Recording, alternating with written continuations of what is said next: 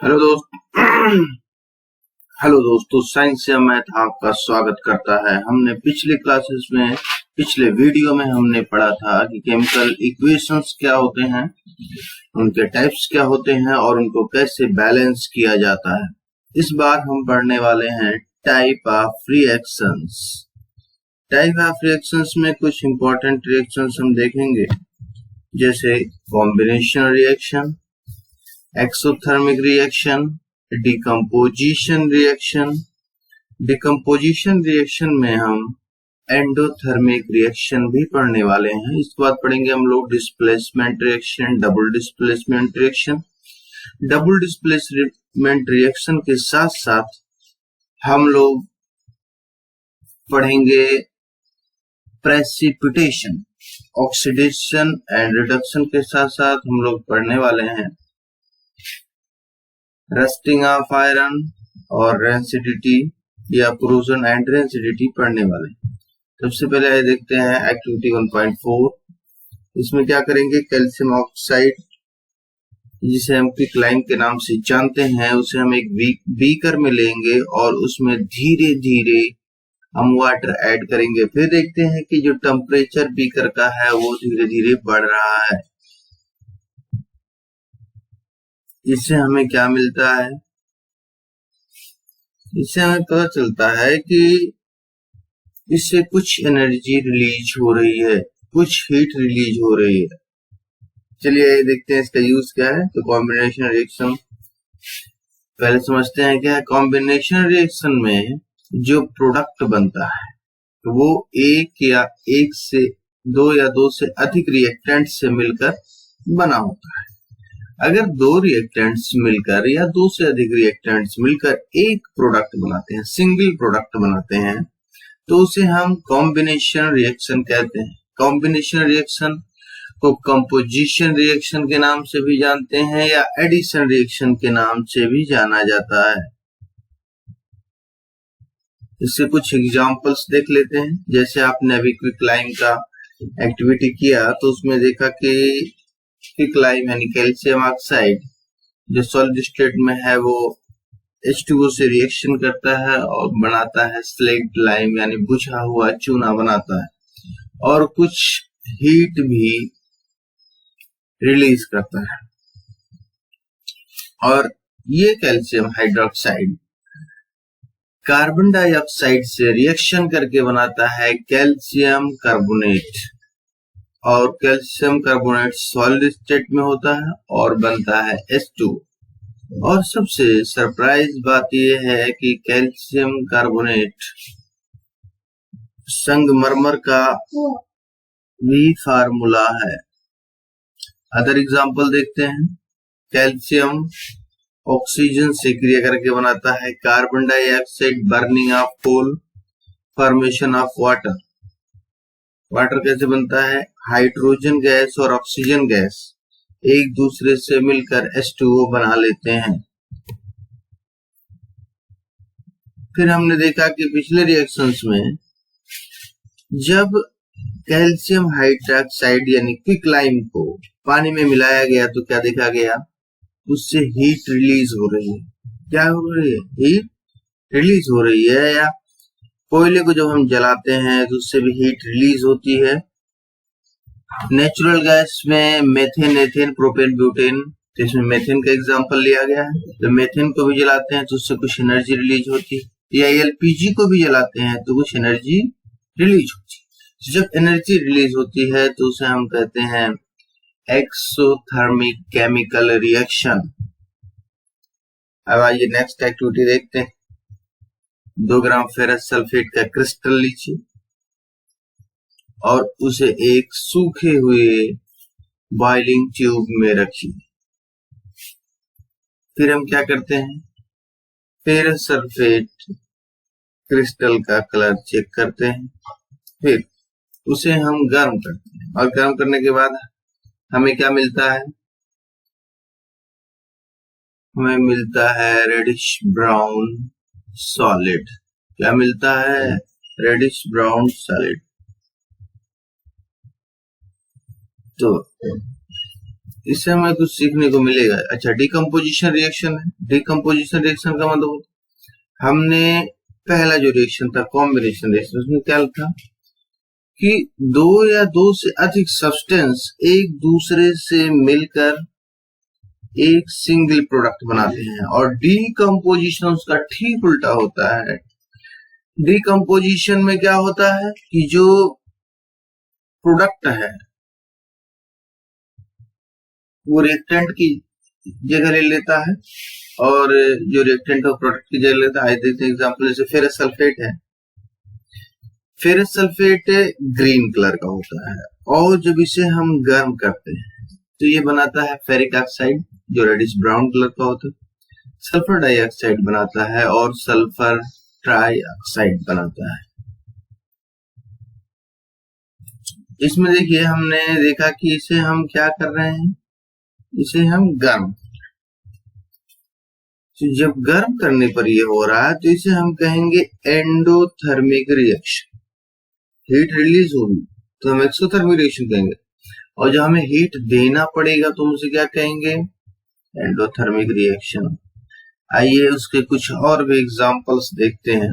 देखिए ये एक सिस्टम बना हुआ है, इसमें क्या है, एक मग है, उस मग में नीचे से होल किया गया है, और उसमें एक एनोड बनाया गया है और एक कैथोड बनाया गया है। एनोड और कैथोड को 6 वोल्ट की बैटरी से जोड़ दिया गया है, और इस एनोड और कैथोड को बनाने के लिए ग्रेफाइट रॉड का यूज किया गया है।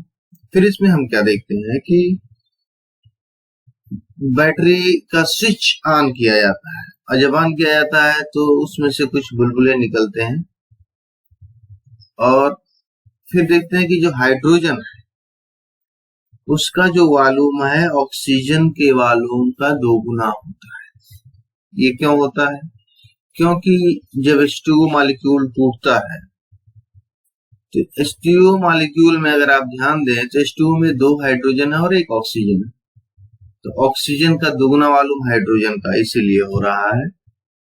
नेक्स्ट एक्टिविटी देख रहे हैं, सिल्वर क्लोराइड एक चाइना डिश में लीजिए। ठीक है, तो सिल्वर क्लोराइड किस कलर का है, व्हाइट क्रिस्टलाइन। ठीक, और उसे चाइना डिश में, और उसे सनलाइट में कुछ टाइम के लिए रख देते हैं, तो क्या मिलता है, तो क्या होता है, ये धीरे धीरे डिकम्पोज हो जाता है। क्या हो जाता है, सिल्वर क्लोराइड सिल्वर और क्लोराइड में चेंज हो जाता है। ऐसे कैल्शियम कार्बोनेट, कैल्शियम ऑक्साइड और कार्बन डाइऑक्साइड में चेंज हो जाता है। लेकिन गर्म करने पर lead nitrate, lead oxide, nitrogen dioxide और ऑक्सीजन में चेंज हो जाता है, और सिल्वर क्लोराइड सिल्वर और क्लोराइड में चेंज। जिसमें देखिए या तो हमको हीट देनी पड़ रही है, गर्मी देनी पड़ रही है, या गर्म करना पड़ रहा है, या हमें सनलाइट देनी पड़ रही है, या हम दूसरे फॉर्म में इलेक्ट्रिक फॉर्म में एनर्जी देते हैं। जैसे 6 वोल्ट की बैटरी से हमने H2O को डिसोसिएट किया, तो ये सारे के सारे किसके एग्जांपल्स हैं, डिकम्पोजिशन रिएक्शन के। लेकिन सारे डिकम्पोजिशन रिएक्शन में हम देख रहे हैं कि या तो उन्हें हीट देना पड़ रहा है, या सनलाइट देनी पड़ रही है, या पावर इलेक्ट्रिसिटी सप्लाई करनी। तो इसका मतलब ये सारे के सारे क्या है, एंडोथर्मिक रिएक्शन। लेकिन एक बात आप ध्यान देंगे कि जब डिकम्पोजिशन किसी ऑर्गेनिक सब्सटेंस जैसे लीफ का हो रहा हो, प्लांट का हो रहा हो, तो वहां जो रिएक्शन होता है वो एक्सोथर्मिक रिएक्शन होता है। क्या होता है, exothermic reaction. Next one example silver chloride है, ये हो गया है। नेक्स्ट एक्टिविटी, 2 ग्राम बेरियम हाइड्रोक्साइड लेते हैं एक टेस्ट ट्यूब में, और 1 ग्राम अमोनियम क्लोराइड उसके साथ मिक्स करते हैं एक ग्लास रॉड की सहायता से धीरे धीरे। उसके बाद हम बॉटम को छूते हैं तो हमें मिलता है कि टेम्परेचर में कुछ कमी आ रही है। अगर टेम्परेचर में कुछ कमी आ रही है तो उसे हम कहेंगे एंडोथर्मिक रिएक्शन कहेंगे। लेकिन हमेशा टेम्परेचर में कमी नहीं आती है, कभी कभी ऐसे रिएक्शंस होते हैं कि हमें उन्हें गर्म करना पड़ता है, तो वहां भी एंडोथर्मिक रिएक्शन ही होगा। ये एक और एक्टिविटी देखते हैं। ये आयरन नेल है जो सिंपली व्हाइट कलर का दिखाई दे रहा है, और एक आयरन नेल है जो ब्राउन कलर का दिखाई दे रहा है, और इधर है कॉपर सल्फेट है जो ब्लू कलर का दिखाई दे रहा है, और टेस्ट ट्यूब भी है, ये फेड कलर हो गया है, थोड़ा धुंधला कलर हो गया है। क्यों हो गया है? क्योंकि यहाँ आयरन सल्फेट बना लेता है, तो इसे हम कहेंगे डिस्प्लेसमेंट रिएक्शन। डिस्प्लेसमेंट रिएक्शन क्या होता है? ऐसा रिएक्शन जिसमें से मान लीजिए एक कंपाउंड है कॉपर सल्फेट, तो कॉपर सल्फेट में कॉपर क्या करेगा? कॉपर आयरन द्वारा विस्थापित हो जाएगा, यानी कॉपर की जगह कौन ले लेगा? आयरन ले लेगा, यानी आयरन कॉपर को डिस्प्लेस कर देगा, तो उसे हम क्या कहेंगे? Displacement reaction. कुछ एग्जांपल देते हैं, जैसे कॉपर सल्फेट है, कॉपर सल्फेट में जो कॉपर है उसको आयरन डिस्प्लेस कर रहा है, तो इसे कहेंगे डिस्प्लेसमेंट रिएक्शन। लेकिन देखिए सिर्फ आयरन कॉपर को डिस्प्लेस कर रहा है, कॉपर आयरन को डिस्प्लेस नहीं कर रहा है, इसलिए इसे हम सिंगल डिस्प्लेसमेंट रिएक्शन कहते हैं। इसके साथ साथ दूसरा एग्जांपल देखते हैं। जिंक कॉपर सल्फेट में से कॉपर को डिस्प्लेस कर रहा है और जिंक सल्फेट बना रहा है, और लेड कॉपर क्लोराइड में से कॉपर को डिस्प्लेस करके लेड क्लोराइड बना रहा है। इससे एक और बात सामने आती है कि जो आयरन है, जो जिंक है और जो लेड है, उसकी जो एक्टिवेशन है वो कॉपर से ज्यादा होती है, यानी जो इसके रिएक्शन करने का पावर है आयरन का, जिंक का, लेड का, वो कॉपर से ज्यादा है। एक्टिविटी नेक्स्ट देखते हैं कि 3 ml सोडियम सल्फेट सोल्यूशन एक टेस्ट ट्यूब में लेंगे, उसके बाद बेरियम क्लोराइड भी डालते हैं। सोडियम सल्फेट और बेरियम क्लोराइड, ठीक। और एक बात ध्यान देने वाली बात है कि सोडियम सल्फेट का सोल्यूशन है, सोल्यूशन का मतलब होता है एक्वस फॉर्म में, यानी सोडियम सल्फेट को पानी में मिलाया गया है, सोडियम सल्फेट को पानी में मिलाया गया है, और बेरियम क्लोराइड को भी पानी में मिलाया गया है, तो उससे क्या बना? सोडियम सल्फेट का सोल्यूशन बना और बेरियम क्लोराइड का सोल्यूशन बना। इससे क्या होता है कि व्हाइट प्रेसिपिटेट बॉटम पर सेटल डाउन हो जाता है। लेकिन प्रेसिपिटेट क्या होता है? प्रेसिपिटेट का मतलब है insoluble substance in A solution. किसी भी सॉल्यूशन में जो इनसॉल्युबल सब्सटेंस बनता है उसे हम क्या कहते हैं? प्रेसिपिटेट। लेकिन जहां भी प्रेसिपिटेट होता है या बनता है उस रिएक्शन को हम कहते हैं प्रेसिपिटेशन रिएक्शन। अच्छा, अब डबल डिस्प्लेसमेंट रिएक्शन में कुछ हम एग्जांपल्स देख लेते हैं। डबल डिस्प्लेसमेंट रिएक्शन का मतलब होता है कि इसमें दो एलिमेंट एक दूसरे को रिप्लेस करेंगे। क्या करेंगे? रिप्लेस करेंगे। जैसे सोडियम सल्फेट है, तो सोडियम सल्फेट आगे देखिए ब्रैकेट में लिखा हुआ AQ। AQ का मतलब होता है एक्वस, यानी उसे जल में, पानी में, H2O में घोला गया है, और बेरियम क्लोराइड को उसमें घोला गया है, उसको भी पानी में घोला गया। तो क्या ये होता है? ये Na+ और SO4 2- चार्ज में कन्वर्ट हो जाता है। किसमें कन्वर्ट हो जाता है? Na+ और SO4 2- चार्ज में कन्वर्ट हो जाता है। और बेरियम क्लोराइड किसमें कन्वर्ट हो जाता है? बेरियम प्लस Ba+++Cl- चार्ज में कन्वर्ट हो जाता है। उसके बाद वो एक दूसरे का एक्सचेंज करते हैं। जैसे सोडियम बेरियम की जगह ले लेगा और बेरियम सोडियम की जगह, तब क्या बनता है? बेरियम सल्फेट बनता है और सोडियम क्लोराइड बनता है। तो इससे हम कहते हैं डबल डिस्प्लेसमेंट रिएक्शन। एक और एग्जाम्पल देख लेते हैं जो डबल डिस्प्लेसमेंट रिएक्शन का एग्जाम्पल है कि the precipitate is yellow in colour and compound is lead acid. Lead nitrate में जब पोटेशियम आयोडाइड मिलाया जाता है तो पोटेशियम आयोडाइड के मिलने से लेड आयोडाइड और पोटेशियम नाइट्रेट बनता है। इसमें भी देखिए एक्वस लिखा हुआ है। एक्वस का मतलब जल में घोला गया है, पानी में घोला गया है। जो वाटर है ये रिएक्शन के लिए मीडियम का काम करता है। किसका काम करता है? मीडियम का काम करता है ना। और यहाँ भी देखिए प्रेसिपिटेट बन रहा है। क्या बन रहा है? प्रेसिपिटेट। तो भी किस कलर का है? येलो कलर का है। लेड आयोडाइड किस कलर का है? येलो कलर का है। तो जो लेड आयोडाइड है वो येलो कलर का है और वो सॉलिड है, यानी ये प्रेसिपिटेट है, तो इसे हम डबल डिस्प्लेसमेंट रिएक्शन भी कहेंगे और प्रेसिपिटेशन रिएक्शन भी कहेंगे। आइए कुछ और अदर एग्जांपल देखते हैं। कॉपर का पाउडर है, उसे एक चाइना डिश में लेकर हम गर्म करते हैं। तो जो पाउडर होता है वो ब्राउन कलर का होता है और उससे वो ब्लैक कलर में चेंज हो जाता है। ऐसा क्यों हो रहा है? हीट यानी गर्म कर रहे हैं।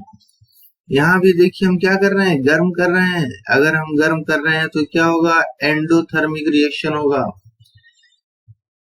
और ये दोनों रिएक्शंस कॉपर और ऑक्सीजन एक दूसरे से रिएक्शन करके कॉपर ऑक्साइड बना ले रहा है।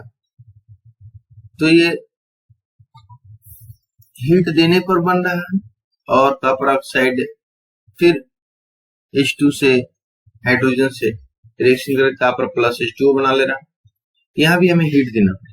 तो ये दोनों रिएक्शंस एंडोथर्मिक रिएक्शंस भी हैं, लेकिन एंडोथर्मिक रिएक्शंस के साथ साथ देखिए कॉपर ऑक्सीजन से ऐड हो रहा है, एडिशन रिएक्शन भी है। और कॉपर ऑक्साइड में H2 देखिए एक हाइड्रोजन जो है या H2 जो है कॉपर को क्या करा? डिस्प्लेस करा। तो डिस्प्लेसमेंट रिएक्शन होगा। तो पहला क्या होगा? एडिशन रिएक्शन होगा या कंपोजिशन रिएक्शन होगा या कॉम्बिनेशन रिएक्शन होगा। और दूसरा रिएक्शन कैसा है? डिस्प्लेसमेंट रिएक्शन है। और दूसरी बात, इसे हीट दे रहे हैं तो ये दोनों क्या होगा? एंडोथर्मिक रिएक्शन होगा। क्या होगा? एंडोथर्मिक रिएक्शन होगा। लेकिन इससे बढ़कर हम कोई और देखने आते हैं, वो है ऑक्सीडेशन और रिडक्शन। तो जो कॉपर है वो ऑक्सीजन से कॉपर ऑक्साइड बना रहे हैं। तो अगर ऑक्सीजन ऐड होता है, अगर ऑक्सीजन ऐड होता है या कोई भी सब्सटेंस ऑक्सीजन गेन करता है तो हम कहेंगे ऑक्सीडेशन रिएक्शन। और जो मेटल होगा उसे कहेंगे हम ऑक्सीडाइज्ड हो गया है। और कोई भी रिएक्शन हो उसमें अगर ऑक्सीजन का लॉस हो रहा है तो उसे हम कहेंगे, लॉस का मतलब होता है रिड्यूस होना, कम होना। तो उसकी कमी हो रही है, कॉपर ऑक्साइड में ऑक्सीजन की कमी हो रही है, रिड्यूस हो रहा है, तो हम क्या कहेंगे? रिडक्शन रिएक्शन कहेंगे। और जो कॉपर ऑक्साइड है वो रिड्यूस्ड हो गया। क्या हो गया? रिड्यूस्ड हो गया। ऑक्सीजन, इसका देखिए वेल एक्सप्लेनेशन यहाँ है। तो इसके लिए जरूरी है कि आप थोड़ा ध्यान दें।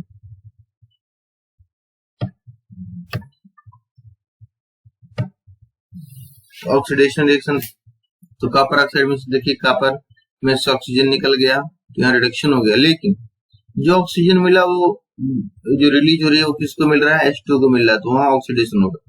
यानी अगर ऑक्सीजन ऐड हो रहा है तो ऑक्सीडेशन, अगर ऑक्सीजन रिमूव हो रहा है तो reduction. In the same way ZnO plus यानी जिंक ऑक्साइड प्लस कार्बन है, तो जिंक ऑक्साइड से ऑक्सीजन निकल रहा है तो हम कहेंगे रिडक्शन।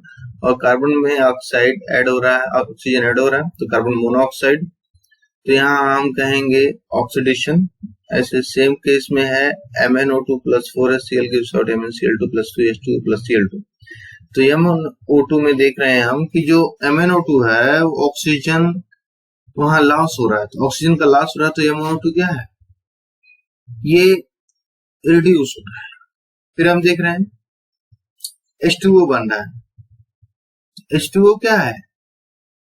H2O का बनना यानी हाइड्रोजन क्या हो रहा है? ऑक्सीडाइज्ड हो रहा है। क्या हो रहा है? ऑक्सीडाइज्ड हो रहा है। और ये भी देखिए मैग्नीशियम है, एक्टिविटी 1.1 में है कि मैग्नीशियम तो जब ऑक्सीजन की उपस्थिति में ऑक्सीजन जलाया जाता है, ऑक्सीजन से रिएक्शन करता है तो मैग्नीशियम ऑक्साइड देता है। तो ये ऑक्सीडेशन होगा या रिडक्शन होगा। तो देखिए ऑक्सीजन ऐड हो रहा है, तो ऑक्सीजन अगर ऐड हो रहा है ये ऑक्सीजन का गेन हो रहा है तो उसे हम क्या कहेंगे, ऑक्सीडेशन रिएक्शन कहेंगे। Next corrosion. कोरोजन क्या है? कोरोजन का मतलब है कि क्षरण होना, नुकसान होना, लॉस होना। तो जो मेटल है अगर उसमें लॉस हो रही है, उसमें कमी आ रही है तो उसे हम क्या कहेंगे, कोरोजन कहेंगे। जैसे black coating on silver, silver पे ब्लैक कोटिंग हो जाती है, वो सिल्वर सल्फाइड की वजह से होती है। और ग्रीन कोटिंग ऑफ कॉपर क्यों होता है? क्योंकि कॉपर ऑक्सीजन, एनवायरमेंट में ऑक्सीजन अवेलेबल है, कार्बन डाइऑक्साइड अवेलेबल है और अवेलेबल है ह्यूमिडिटी के फॉर्म में H2O। तो इन सब से गिरकर क्या बनाता है, कॉपर कार्बोनेट और कॉपर हाइड्रोक्साइड बनाता है और इनके मिक्सचर की वजह से कॉपर पर ग्रीन कोटिंग होती है। तो जो ग्रीन कोटिंग कॉपर पर होती है उसे हम क्या कहेंगे, कोरोजन कहेंगे।